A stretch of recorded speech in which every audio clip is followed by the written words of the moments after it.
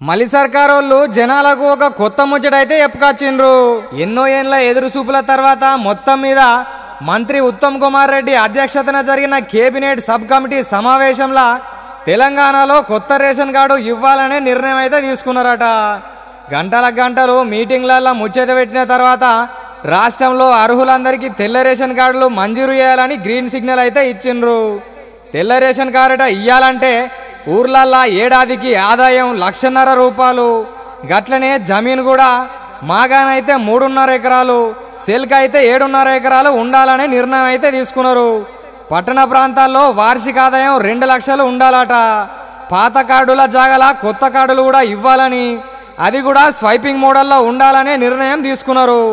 ఇక ఈ ముచ్చట మీద అందరినీ రాజకీయాలకు అతీతంగా ప్రజాప్రతినిధులను భాగస్వామ్యం చేయాలని అయితే నిర్ణయం తీసుకున్నారు. అలాగే సక్సేనా కమిటీ సిఫారసులను పరిశీలించాలని, ఒక కుటుంబానికి ఒకే తెల్ల రేషన్ కార్డు ఉండేలా చర్యలు తీసుకోవాలని సూచించారు. ఇతర రాష్ట్రాల్లో రేషన్ కార్డు ఉంటే ఇక్కడ తీసివేయాలని కేబినెట్ సబ్ కమిటీ సభ్యులు నిర్ణయం తీసుకున్నారు.